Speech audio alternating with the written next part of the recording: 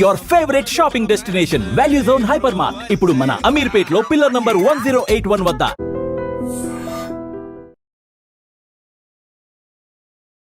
పసిడి బంగారపు ధర అయితే రంకెలేస్తూ కూడా ముందుకు దూసుకుపోతూ ఉంది. 1 lakh అన్నారు, 1 lakh దాటిపోయి ఇప్పుడైతే 1,50,000 వరకు కూడా రీచ్ అయ్యే అవకాశాలు ఉన్నాయంటూ కూడా మరి మార్కెట్ వర్గాల్లో చాలా వరకు వినిపిస్తుంది. ఏంటి అసలు సామాన్యుడు బంగారం కొనే పరిస్థితిలో లేకుండా అయిపోయింది. కాబట్టి అసలు ఇంతకు ఇప్పుడు ప్రస్తుతం ఉన్న రేట్ అయితే 1,50,000 దగ్గర దరిదాపుల్లో ఉంది. ఇది తగ్గుతుందా? తగ్గే అవకాశాలు ఏమన్నా ఉన్నాయా? దీని గురించి మాట్లాడడానికి మనతో పాటు కూడా ఉన్నారు పర్సనల్ ఫైనాన్షియల్ అడ్వైజర్ అయిన విజయ్ కర్ణ గారు. మరి ఆయనతో మాట్లాడదాం. హాయ్ విజయ్ గారు. హలో అండి.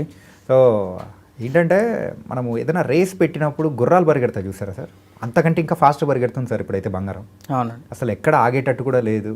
1 lakh 1 lakh అంటేనే 1 lakh అనుకున్న రోజు 1 lakh దాటేసి 1,50,000కి రీచ్ అవుతుందా అని కూడా అంటూ ఉన్నారు. ఏంటిది అసలు? అంటే అన్ని ఆర్టికల్స్లో, న్యూస్ పేపర్స్లో వీటిలో అంటే బయట మనకి సోషల్ మీడియాలో ఎక్కువ 1,50,000 నెక్స్ట్ గోల్డ్ టార్గెట్ ప్రైస్ అనేసి అనుకుంటున్నారు. కానీ దీని వెనకాల కొంచెం బ్యాక్ డేటా ఒకసారి మనం ఆలోచన చేద్దాం. అసలు ఎక్కడి నుంచి ఎక్కడ స్టార్ట్ అయింది ఏంది అనేది. లాస్ట్ 6 yearsలో మనం చూసుకుంటే CAGR అంటాం కదా, మనం మ్యూచువల్ ఫండ్స్లో వాటిల్లో కాంపౌండింగ్ యాన్యువల్ గ్రోత్ రేట్ అంటాం కదా, లాస్ట్ 6 yearsలో 20% పెరిగింది గోల్డ్. అంటే లాస్ట్ 3 yearsలో ఈక్విటీ మార్కెట్స్ కంటే ఎక్కువ రిటర్న్స్ ఇచ్చింది గోల్డ్. సో ఇదే ట్రెండ్ కంటిన్యూ అవుతుంది. ఈ బుల్లిష్ మార్కెట్లో అంటే ఈ గోల్డ్ ఏదో బుల్లిష్లో ఉందో ఇది 1.5 lakhs క్రాస్ అవుతుంది అనేసి చాలామంది చెప్తున్నారు. కాకపోతే దీనికంటే ముందు మనం అర్థం చేసుకోవాల్సింది ఏంటంటే గోల్డ్ కూడా one of the asset. Gold అంటే ఇన్వెస్ట్మెంట్స్ చేసే అసెట్స్లో గోల్డ్ ఒకటి. గోల్డ్, రియల్ ఎస్టేట్, ఈక్విటీస్ ఇట్లా ఇది కూడా ఒక అసెట్. ప్రతి అసెట్కి ఉన్నట్లు గోల్డ్ కూడా సైకిల్స్ అనేవి ఉంటాయి.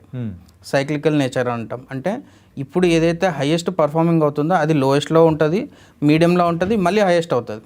అది రియల్ ఎస్టేట్ అయినా సరే, మనకి ఈక్విటీ మార్కెట్స్ అయినా సరే, మ్యూచువల్ ఫండ్స్ అయినా సరే. ఇప్పుడు మనము ఎగ్జాంపుల్ మనకు అందరికీ తెలిసిందే Hyderabad real estate market 3 years back highly raising ఉండే, అంటే ఫుల్ బూమ్ ఉండే. అప్పుడు ఇన్వెస్ట్మెంట్ తీసుకున్న వాళ్ళు కొంతమంది, అమ్మేసుకున్న వాళ్ళు కొంతమంది. అమ్మేసుకున్న వాళ్ళు క్యాష్ చేసుకున్నారు, తీసుకున్న వాళ్ళు ఇప్పుడు ఇంకా రేట్స్ రావట్లేదని వాళ్ళు ఫీల్ అవుతున్నారు. సేమ్ ఇక్కడ కూడా అదే కాన్సెప్ట్ మనకి గోల్డ్లో కూడా. ఇప్పుడు ఎక్కువ ఉందని చెప్పేసి కొత్తగా కొనడము, లేకపోతే ఇంతకంటే ఇంకా ఎక్కువ పెరుగుతుంది అని చెప్పేసి ఇన్వెస్ట్ చేసే వాళ్ళు చాలామంది ఉంటారు. కాకపోతే నేను గోల్డ్ ఒక బిహేవియర్ మీకు కొన్ని డేటా పాయింట్స్లో చూపిస్తాను. 2012 నుంచి 2019 వరకు గోల్డ్ రిటర్న్స్ ఒకసారి నెట్ టు నెట్ రిటర్న్స్ తీసి చూడండి. ఫ్లాట్ రిటర్న్స్ ఉంటాయి, అంటే ఆల్మోస్ట్ 0% రిటర్న్స్. 8 years 0% returns.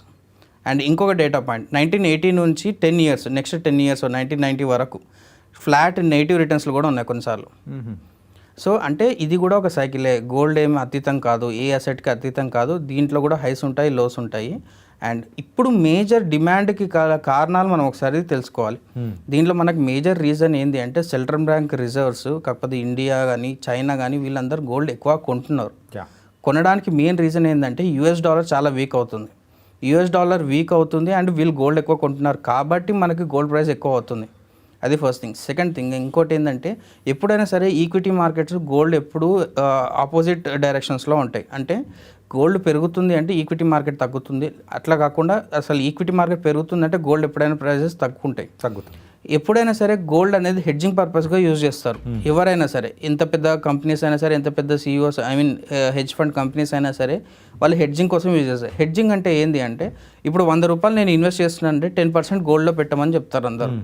అంటే ఇప్పుడు 90 రూపాయలు మనం ఏదైతే ఈక్విటీ మార్కెట్లో పెడతామో దాంట్లో ఒకవేళ నెగిటివ్ రిటర్న్స్ వస్తే అది గోల్డ్ నుంచి కాంపన్సేట్ చేయడానికి హెడ్జింగ్ పర్పస్గా యూజ్ చేస్తారు గోల్డ్ని. కానీ for the first time like last 3 yearsలో గోల్డ్ పెరుగుతుంది, ఈక్విటీ మార్కెట్స్ పెరుగుతున్నాయి. కానీ ఈక్విటీ మార్కెట్స్ కంటే ఎక్కువ గోల్డ్ పెరుగుతుంది. ఇది ఒక డిమాండ్ అనేది క్రియేట్ చేసిన డిమాండ్. అంటే మార్కెట్ నేచర్ కాదు ఇది.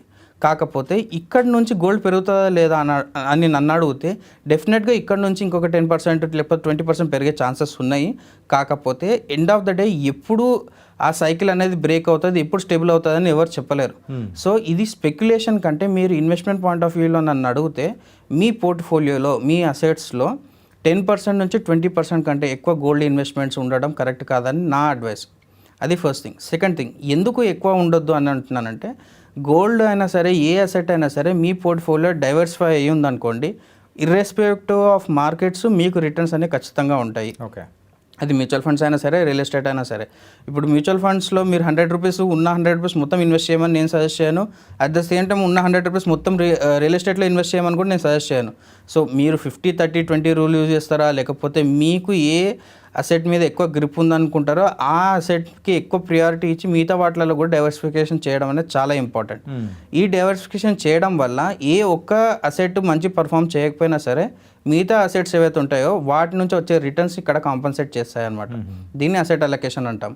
సో గోల్డ్ 10%కే స్టిక్ కావడానికి మెయిన్ రీజన్ ఏంటి అంటే ఇది ఏమంటారు, ఎప్పుడైనా సరే గోల్డ్ మార్కెట్లో ఒకరి కంట్రోల్లో ఉండవు. అంటే ఈక్విటీ మార్కెట్స్ కూడా ఎవరి కంట్రోల్లో ఉండవు.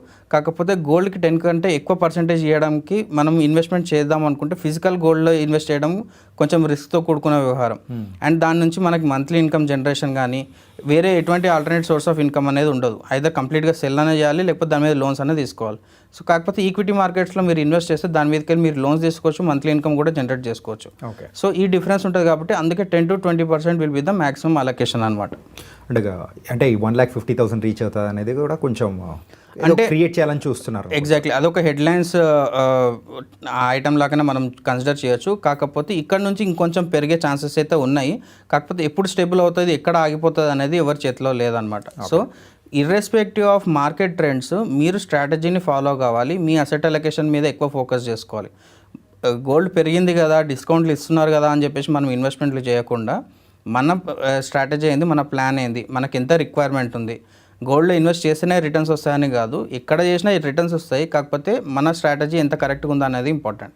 ఎప్పుడైనా కానీ గోల్డ్ పరంగా మనం చూసుకుంటే అంటే ఒక కాస్ట్కి అనేది హై కాస్ట్కి రీచ్ అయిన తర్వాత దెన్ అక్కడి నుంచి పడితే ఒక 10-15% పడి మళ్ళీ లెగడం అనేది మనం చూస్తాం. అవును అవును. అంటే ఇప్పుడున్న పొజిషన్స్ ప్రకారం 1 lakh పైనే మరి బంగారం అనేది స్టేబుల్ అయిపోతుంది. ఎగ్జాక్ట్లీ, అంటే ఇప్పుడు మనకి బుల్లిష్ మార్కెట్ వచ్చినాక కూడా ఇప్పుడు 1,20,000 కానీ 1,30,000కి వెళ్ళిన తర్వాత అక్కడ స్టేబుల్ అయినా కూడా మీకు నెగిటివ్ రిటర్న్స్ వచ్చే ఛాన్సెస్ ఉంటాయి కదా.